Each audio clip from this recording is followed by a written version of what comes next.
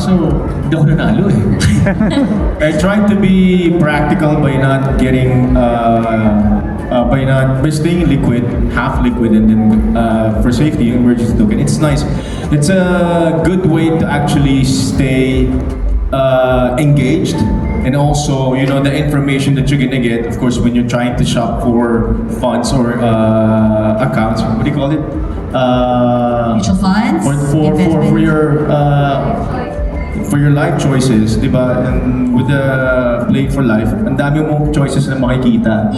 And yun nga, may strategy ka, you know? Depends on how practical you are or how aggressive you are. Who won? Oh, syempre. Buti na lang hindi totoo. Oo nga.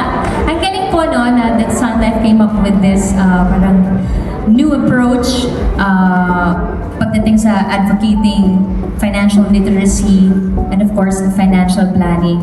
Kasi I think for some of us, including myself, parang pag sinabing financial literacy or planning, parang overwhelming love and parang nakaka-intimidate. But ginawa nilang game, so mas engaging, mas fun, diba love? And sabi ko nga love, ano to, parang in a way, meron ka rin parang it's influential also sa mga life choices mo, parang siyang simulation, no, ng pag-manage ng finances mo. So, ang galing mo ng Santa. Cute. Thank you so much, Shara. Matteo, how did you find the experience? Winners, taas ang kamay. Ngumiti lang siya eh, nanalo na. Hindi, natsamba lang tayo. Syempre. No, but on a serious note, it was fun because when we started the game, Piolo chose an insurance, Sarah chose an insurance. Gamer lang ako eh. But both of them chose an emergency fund. I didn't. Sabi ko, sige, I'll risk it. But yung second turn ko, yun, nagsisi ako, dapat I got an emergency fund. And it made me realize it's really important to have an emergency fund compared to just being liquid. Priority yun. So it was fun. It, like what Sarah said, it really simulates, like, gives you a better understanding of different choices on your life, on the emergencies that life can give to you. Kumbaga. So, yun, masaya. Nanalo tayo. Gusto ko na yun yung sandwich nung statement ni Matteo. Pero for Carla naman, kasi we're talking about life choices, yung mga biglaang gastos na hindi natin ina-expect. Of course, critical illness is always one of those things that we need to look out for. How exactly does insurance help? Actually, Len, sa buhay naman ayaw natin na mangyari yon, di ba? In fact, critical illness, sometimes you just hear our friends or family members suffer from it. And it's unfortunate because sometimes you also don't have enough money to pay for treatment. Now, and this is where critical insurance can actually come in. Kasi yung critical insurance plan, actually, what it can help is to pay for treatment. So, and what's nice about the critical insurance plan is it doesn't limit yung kung saan mo gusto magpagamot. Kahit sa ang hospital na gusto mo. Because like for example, Sun Fit and Well, it's a life insurance, critical illness insurance policy of Sun Life wherein we provide the insured a lump sum benefit upon diagnosis of a critical illness. Now that lump sum amount, the insured can actually use it for treatment. Or kung meron na bang HMO, pwede nilang gamitin din yung fund na yun for other things. Let's say, for example, to set up a rehabilitation fund or a recovery fund. So that's what's nice about these kinds of policies. Ayan. So really, di ba, I'm sure a lot of you also experience nakabunot ng card, na critical illness, and then all of a sudden, you don't have that card that can save you. Di ba? You don't have that product that can save you, help you fund the treatment. So there you go. Pero syempre naman, realistically, may mga life wins tayo. I'd like to ask our brand ambassadors, ano yung mga life wins nyo lately? Para naman good vibes. Yung makatabi mo si Papa P. Kasama mo si Matteo Guidicelli. Wow. Di ba? Naipasok ko lang. May pasok ko tama na. Sige, sorry Papa P. Ako, nasagot ko na. Ako, I can relate with you, Sarah. Life win ko din siya today. Pino. Ako rin. Life win ko rin si Papa P. Makita mo si Papa P. Kaninong life win ang makita si Papa P today? They inspire, on a serious note, Papa P is very, very inspiring, Papa P. Piolo is really inspiring. Because, you know, Sarah always tells me like, oh, tingnan mo si Piolo, talaga, he's what, 39 years old? He's 39 and he looks so, you know, talagang fit and he's glowing and everything. So every time I see him, I always ask him, bro, what do you do? And he says he eats once a day. So we try but we can't. One day lang kinakaya eh. Grabe yung once a day. Oh my God. Ikaw, Papa P, what's your recent life win? Oh, I guess work-wise, you know, you're busy. You're doing a lot of things. I just came back from a tour in the States. We're able to do a series of shows and then back to work and then I'm doing another movie. So I guess, you know, all these things, you know, they accumulate and you feel better because you get to be productive. Oo nga, and of course, dahil passion mo yan, di ba? Now, speaking of passion, of course, all of us, we have things that we want to pursue, yung mga passions natin in life, and it would help if we had, you know, the right investments, financial investments, to make that happen. Carla, can you talk a bit about how mutual funds can help in that aspect? Okay, so mutual funds, actually what's nice about it naman, it's an investment product. Now, it can actually help us grow our money. What I like about it is as low as 1,000 pesos or even 5,000 pesos, you're diversified. Meaning, you can place in several investment vehicles with that amount of money. And what's nice about it too is, it's the Sun Life Fund managers that are actually doing the investing for you. So, depending on your risk appetite, kung conservative ka na investor or aggressive naman na investor, may particular Sun Life Prosperity Fund that can fit you. So, kung ano man yung goal or yung time horizon, mamimili lang kayo sa suite ng Sun Life Prosperity Funds that are available. And so, I think it's also an investment product that is very accessible to everyone. You can do it online, so meron din si Sun Life na ganon, or you can actually purchase a mutual fund through a financial advisor if you would need more advice. Yan. And some of our winners will actually get to invest in a Sun Life Mutual Fund. Maya-maya malalaman natin kung sino yung winner na yan. But proceeding now with some questions from our friends from the press. This one is from Ken Quinto of Kapamilya Kingdom. The question goes, what advice for our brand ambassadors, what advice would you give to someone who is just starting to think seriously about their financial future? Nandun pa lang sa medyo, first steps pa lang, medyo nag-aalangan pa siguro, but you know, have all these dreams. What kind of advice would you give, Papa P? Well, I would tell that person to take the risk, especially if you're young and you have that passion to, you know, to go further in your career. You won't know it until you risk it, and that's also your safety net. Knowing that you are actually doing this for your future, so you're more, I guess, excited to work.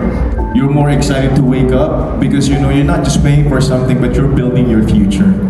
Oh, it's paradox, no? It's a risk that you take, but it also the payoff is great when you go for it. What about Sarah and Matteo? For somebody na nagsisimula sa financial journey. Napag-usapan nga po namin na dapat it's best to start early on in life para while you're capable of parang working hard and of course parang syempre if you start early on the earlier the bigger the amount Ba't hindi that you ka can masabi possibly mo, give. Sarah? Ba't lagi si Matmat ka nakausap mo? Kasi Ano may usapan na nag-share mo sa amin? Kasi naman po eh. Kasi naman eh. Hindi, so mabalik nga tayo dun sa trabaho natin kasi nakakalimutan yung trabaho pag nakikita mo yung Papa P eh. So, ayun nga, dapat you start early on in life. At saka, meron po kasi parang connotation na pag sinabing life insurance para lang yun sa mga financially capable. Pero nakakatuwang malaman na as ang minimum rate is you can open a policy by how much po? Eh, sabi ni Miss 1,000? Well, it depends actually. For example, I have a term insurance that's just 500 a month. May ganon. May ganun pala po. So, ayan. Diba? We want to encourage everyone na kumuha na ng life insurance with Sun Life. Oh, doon kayo sa 129 years old company na. Diba? Oh, wow! Of course, you have to find obviously a very credible company, like what you said, 100 plus years. And like what Sarah said, it's very intimidating at first. You know, how much you have? Do I have that much to invest, etc. But what's really good about Sun Life is that you get to talk to a very credible, knowledgeable advisor who can really guide you along the way. When I started more than 5 years ago, with Sun Life, I was very confused of how do I start? What policy do I get first? And they guided me. They said, Matteo, this is the first one. If you want to be on a longer term investment, what kind of appetite you have, etc. And now that I got another policy just a few months ago, now that I'm a married man, I would ask again my advisor, what do you think best fits? What policy best fits my lifestyle now and where I want to go? So I told them what my dreams, my goals, etc. for me and my wife, and they advised us on what policy to get. Yun. Yun. Kasi it's a very personal di ba? Kaya nakasalalay dyan talaga yung goals mo for the future. So, on that note, a very quick fireside chat lang tayo. I'd like to close with Carla by asking, if you would advise, along those lines din, somebody na nagsisimula sa financial journey, what particular financial instruments would you advise for them to get? Actually, it depends talaga, Len, eh. But for me, I think the best financial product is a financial product that is actually something that you thought about, that is meant to achieve the goal that you want. So if, for example, your goal is to ensure that your family will be able to persist as far as their future is concerned, then life insurance is the product for you.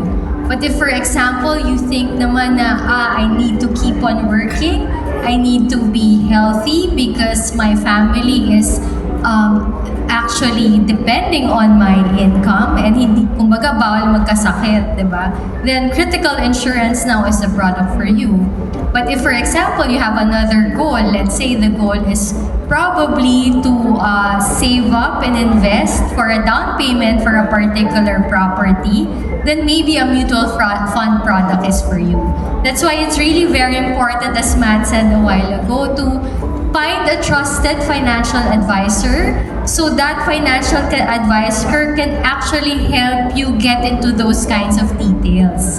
Kasi yung mga detalye na yun naman ang magtutulong sa'yo maging porsigido to ensure na makamit mo yung goal na yun.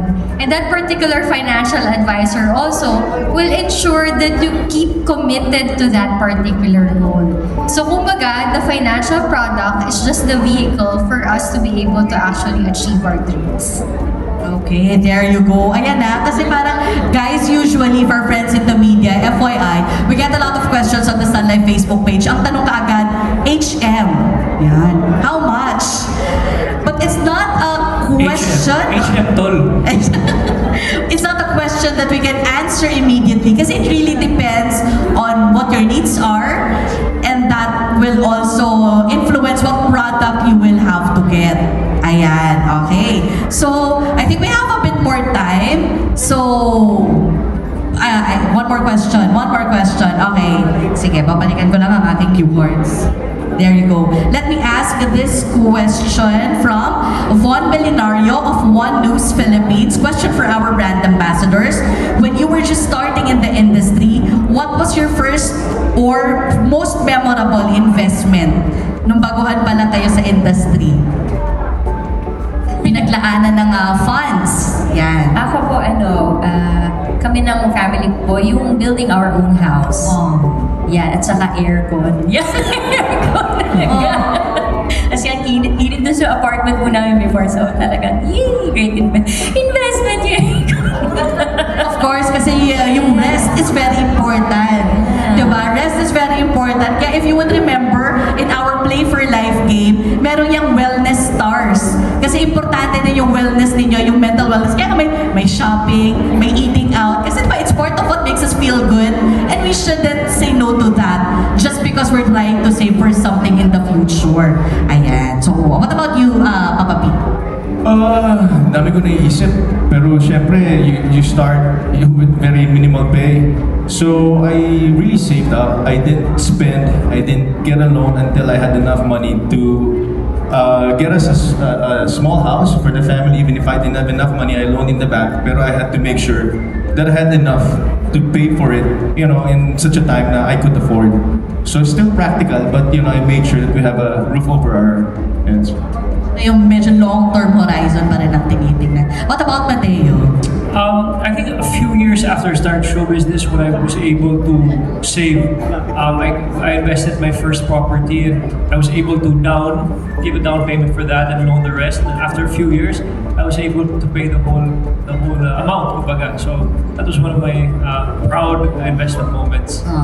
Talagang property, Property ang Ikaw tawag ulit. Ikaw, Carla. Ang daya. Dapat meron din kaya come on. Grabe, taga-tanong lang ako dito. Hindi, pero I'd like to share kasi parang for those na medyo nag-aalinlangan when it comes to their financial journey, I joined Sun Life and I was already in my 30s. And at that point, I really had no idea. Sabi ko nga siguro 6 months lang ako dito sa kumpanyang to. Then wala akong idea about insurance, investments, and all that. But then, if you have bosses with the likes of Don Peggy, na every time bonus month kasi, ang tanungan sa office, saan ka mag-i-invest? Ayan. Saan ka mag-i-invest? Carla, our other office mates, ganun ang tanungan. So parang, saan ba ako mag-i-invest? Napaisip tuloy ako na parang okay. And it was such a good influence on me kasi I was able to build from that. And now I have how many products, how many mutual funds. Of course, probably not as much as Piolo's, Sarah's, and Mateo's. But, you start somewhere. And then you grow it from there. So sabi nga nila, it's either one day or day one. So I hope if you guys don't have it yet, make your day one today. Yan. Ganda naman doon. Invest for the future today. It's the voiceover now. On a side note lang, sorry, I know we're pressed for time because a lot of the new generation, I was very tentative. So it's a good way to keep them in the office, di ba? Saan ka mag-i-invest sa next bonus mo? Kasi hintay mo pa yung next salary mo. A lot of them tend to, quit their jobs, right away pag So magandang way yan to keep it in the company. Totoo yan. Alam mo, sa totoo lang, kasi culture is very important wherever you're working. So that was one of the things. So I'm sharing this as a Sun Life employee just to show you that this is really the culture, not just for the clients, for the brand ambassadors, or something that's front-facing, but even within the company, this is the kind of culture that we try to keep even internally. Ayan. Sorry, Okay. mag-add ako. Go ahead. Nakaisip ako dahil sabi ni Papa P, di ba? It's also good to surround yourself with friends and family members who would actually also encourage you to do the same. So, okay naman din yung shopping, eating out, paminsan-minsan. Pero not to the point naman na wala nang natitira for savings and investing. So, it's really good also to have good influence within your circle. And there you go. Ladies and gentlemen, thank you so much, our brand ambassadors, and of course, Carla, for accommodating the questions. Teka ha, medyo may mixed signals akong nagaganap dito. Okay na? I think we're ready to show our